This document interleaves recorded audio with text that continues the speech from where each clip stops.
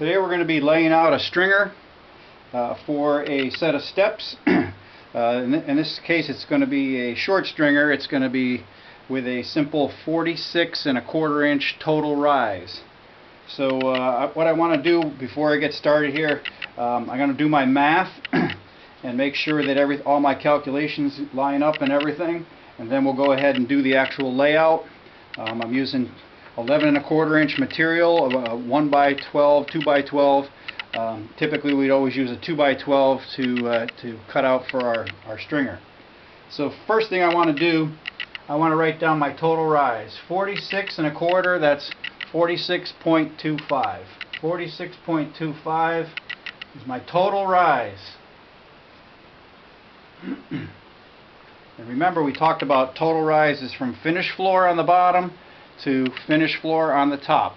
So if there's anything extra going up on top that you need to accommodate for, any kind of flooring or decking or something like that, we need to add that into our calculations as we get going. But our total rise is 46.25. So to get started on that, we'll take our 46.25, and I like to divide everything right off the bat. My total rise I divide by 7, just to get an idea how many risers we're going to actually have. So 7 goes into 46. 6 times 7 is 42. So that's getting us pretty close. We're going to go with 6 risers. Now if we take our 6 risers and divide those into 46.25, 6 into 46.25, 46.25 is our total rise. 6 is the amount of risers that we're going to figure out for. So 6 goes into 46 7 times. That's 42. We're going to end up with 4.225 essentially.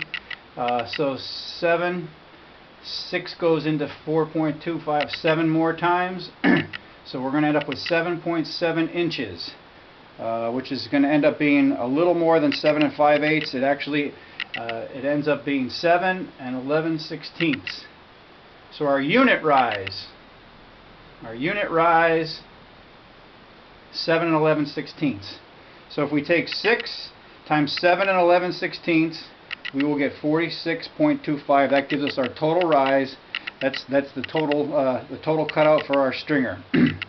Again, 6 times is our rise. Those are our amount of risers.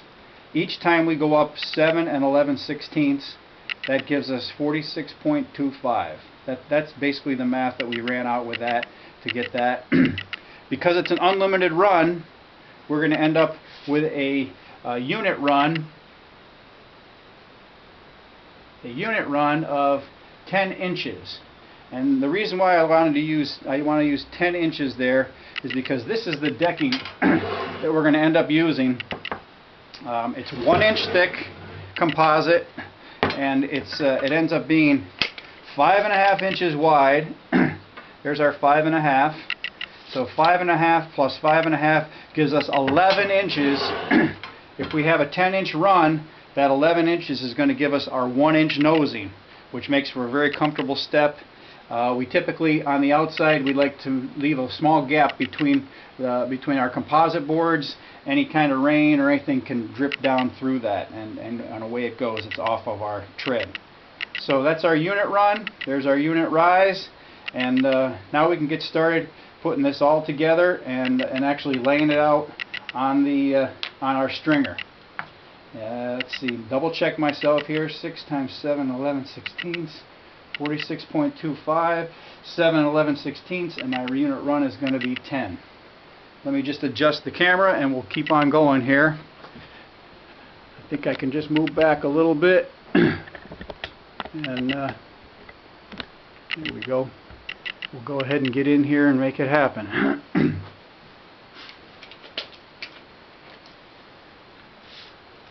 going to keep my math so I can go back and check it, make sure I'm doing what right, and got it all together. If you don't have the square dogs that we talk about that clamp on here, what I like to do is just put a piece of tape, masking tape, on there, and then here's where I'll get my rise and my run. Take a Sharpie or a pen that you're going to see real good, Here's my 7 and 11/16. That's my unit rise, and my unit run was 10. There we go. I'm right there on 10.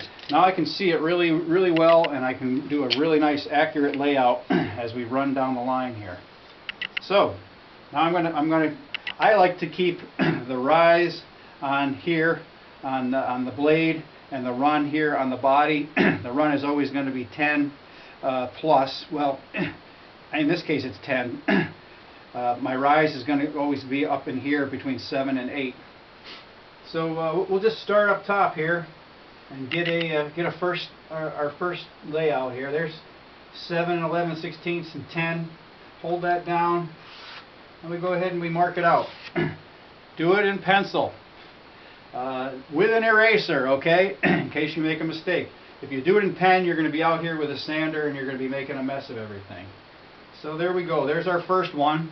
Now I put my 7 and 11/16 right on the mark where the first one ended. There's my 10. Hold it down. Make another one. Make sure they're nice clean lines, because you're going to have to run your saw across those and make sure that all comes together for you. There's my 7 and 11. There's my 10. And here we go on the next layout here. 7 and 11. And there's my 10. And here we go for one more. Keep that as accurate as possible, because your stringers are going to reflect how accurate they were. Let me slip around here. I'm going to do just one more to make sure that I have the final rise into the equation here. I don't have to be too tight on that one. So let's count them out here. 1, 2, 3, 4, 5, 6. There's my 6th rise, and up here represents being up on the actual deck. So double check yourself. Take a quick look at your math. We've got six of our risers at 7 11/16, and here. So 1, 2, 3, 4, 5. There's my sixth rise right there. So what I want to do here on the top side, slide this down. What I want to do here is I want to allow this to notch around the 2x10 rim joist that is holding up the deck all the way along the line there. And essentially what we're going to do is we're going to come in here, we're going to drop down and notch out so that this last step ends up being the same as all of these. So what I'm going to need here is my 7 and 11/16. I'm going to need that, but I'm also going to need to make enough room for a piece of 2x10. Now you remember that 2x10 is 1.5 inches thick, 9 1/4 inches high. So I just mocked up this little piece of 2x4. There's 9 1/4 by 1.5 inches. Essentially that's going to have to sit right like that, right tight against it, and it's going to give me a notch out to tie it into, making sure that it covers the rim joist. If you want to use a piece that you cut here, that's fine. I don't have a problem. Or you can do it with a square. There's 9 1/4 is the height, and I can notch this out, and then that's going to be cut off right there. So essentially, this line is going to be erased. We don't need this line anymore because we're going to be cutting through here. We're going to go ahead and cut right through. Here's my 2x10. There's the top of it there, and we can go ahead and lay out a square line here. Cut that all off. So this line is going to be gone, and this line here is going to be cut. Here's a cut line, there's a cut line, and there's a cut line. This is going to be gone, this is going to be gone, all the way down the line. Good. So that, just so you can see that again, there's my 2x10. 2x10 is 9 1/4. That's going to sit right in there. That's going to take me right up on top, right to the top of my framing. I'll have an inch tread here and an inch tread here, and that's going to give me my 7 and 11/16 for the the final step. Now what I want to show you down here on this end, we'll slide this down here.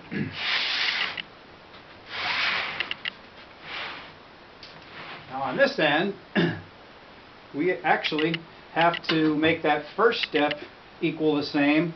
Remember now, on this first step, our tread is going to be 1 inch. So essentially this is going to sit on here like this, 1 inch high.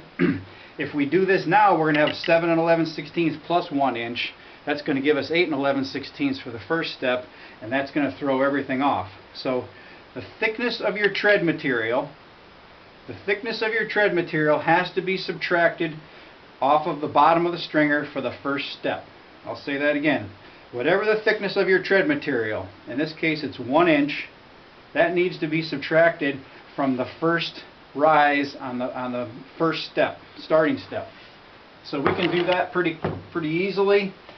Here's my 7 11/16, and what I'm going to do here, I'm going to go ahead and I'm going to subtract 1 inch, because that represents the thickness of my tread.